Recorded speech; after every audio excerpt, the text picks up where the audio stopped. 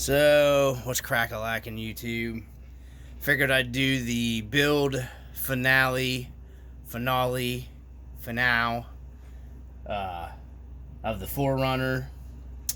I got the suspension set up how I like it. The tires all finally worked out real good. Everything you see how it's sitting right here is with the battery in it, it's 3S. I had did this video twice before. I'm going out and trying to get the watermelon. Should I pick it or no? Yeah, probably go ahead and do that. Okay. And anyway, so I had this to where I could remove the shell, and I did the video twice, and it keeps getting deleted off of my phone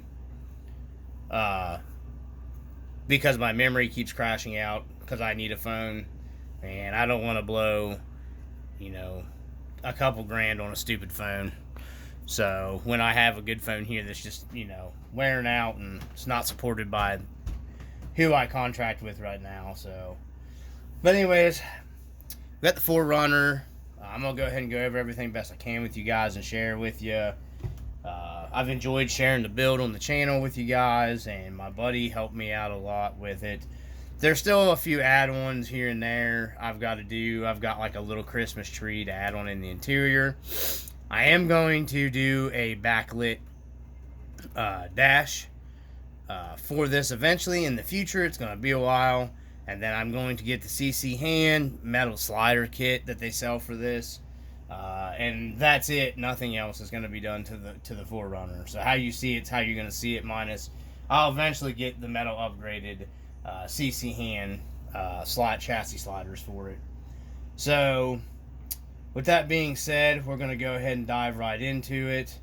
I have first off, we'll start with the engine compartment here. Turn it around.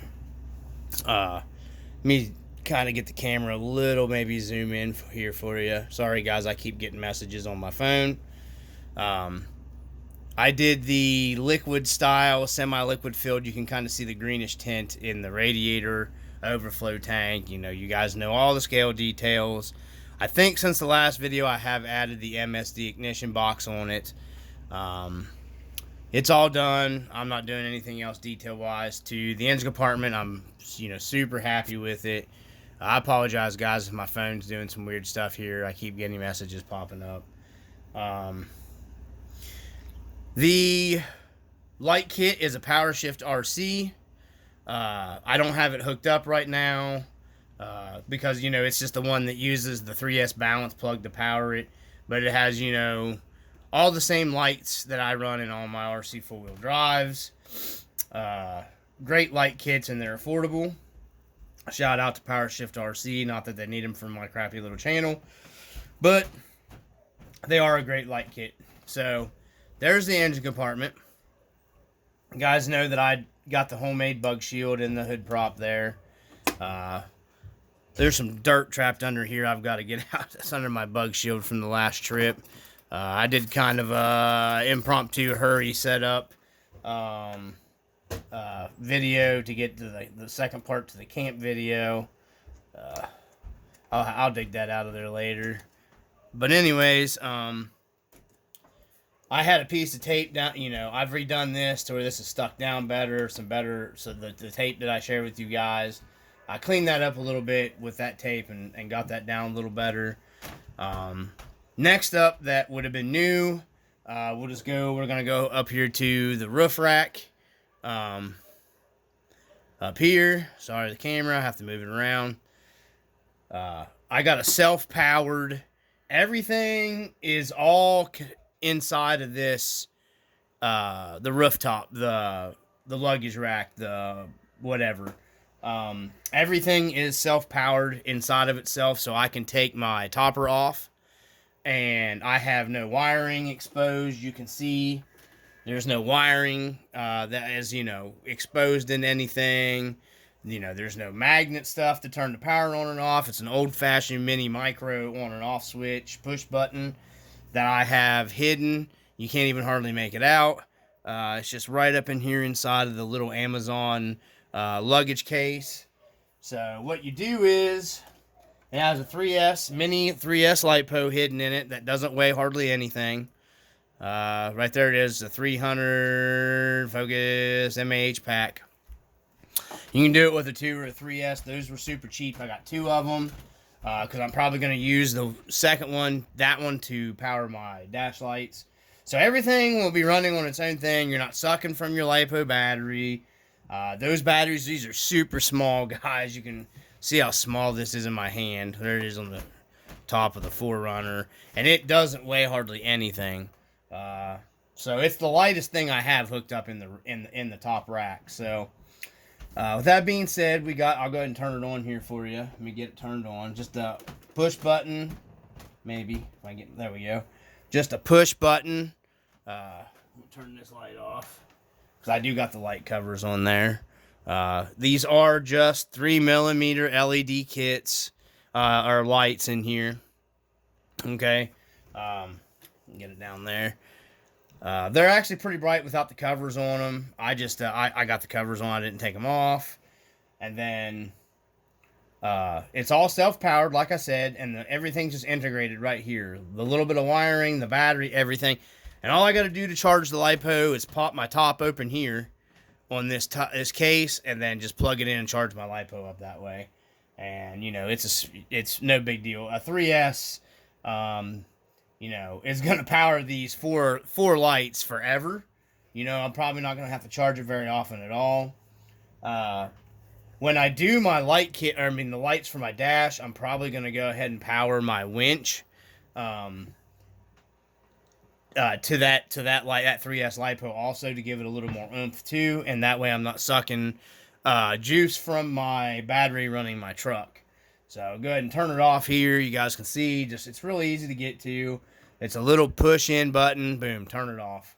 And everything's well protected. If it rolls over, I don't think it's going to hit my lights and they're going to get broke up or anything real bad with, you know, all this stuff that I've got on my top rack.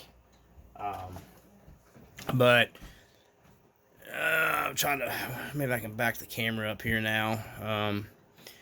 So there we go with that. Like I said, I had it zoomed in because the on and off switch up here. I thought that was, you know, I kind of came up with that on the fly just because I didn't want a bunch of stupid wiring running everywhere in my body and stuff. You know, naturally I've added the rc4wd drive cooler. My wife got me, you guys seen that video probably for my birthday. I've got the ARB plug-in refrigerant cooler. It's got the little magnetic top on it. I can put stuff in. My bud sent me his little felt bed camping rolls. It's right here. I made 2 more of my own blankets. I went a little bigger because I wanted camping blankets. So I thought this was pretty nice. Made those myself. 3D printed cooler here.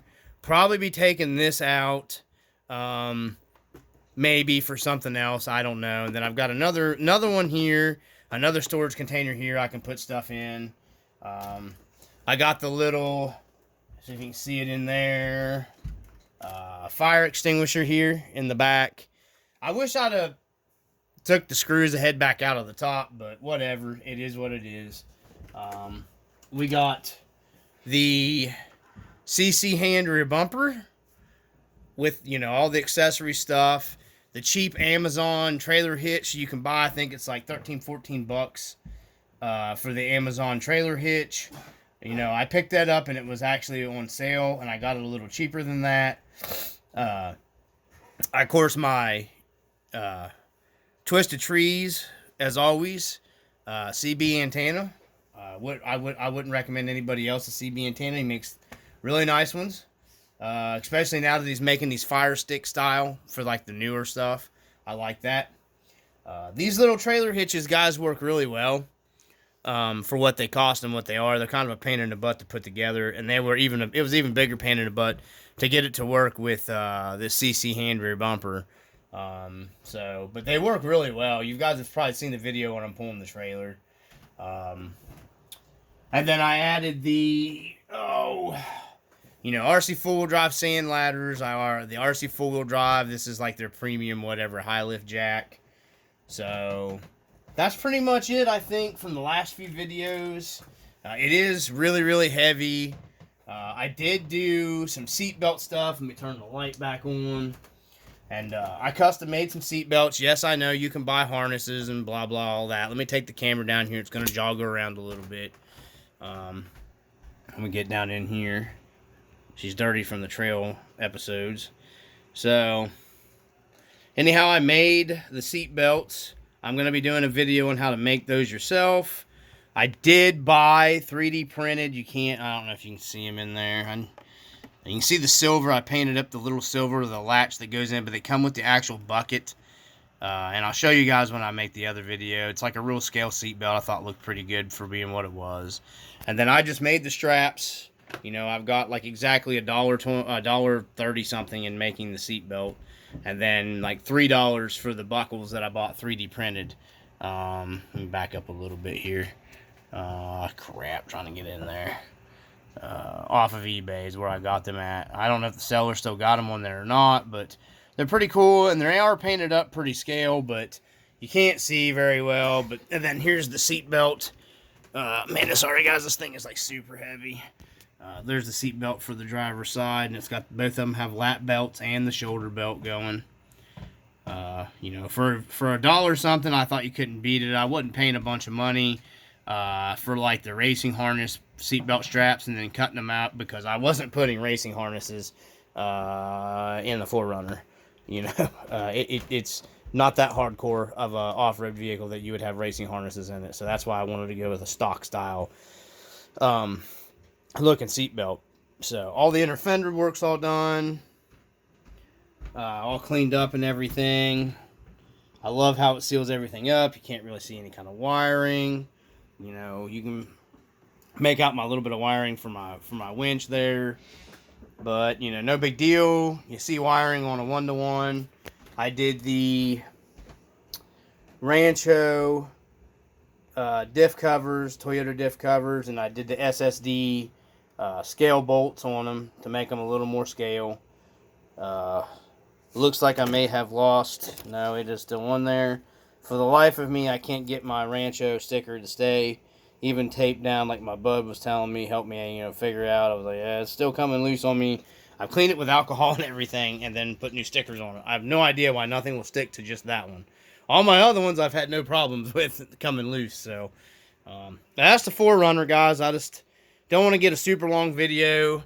There's a little better outlook of everything on top on the Expedition rack. I got the ARB, you know, canopy you guys have seen in the video. Yeah, so it's all done. I just thought I'd share that with you guys. Hope you guys have enjoyed the build. You know, I'll be doing another build eventually, not anytime soon. But, you know, basically this thing's all done, and you guys have seen it on the trail already. So, from the RC Dungeon, as always, peace.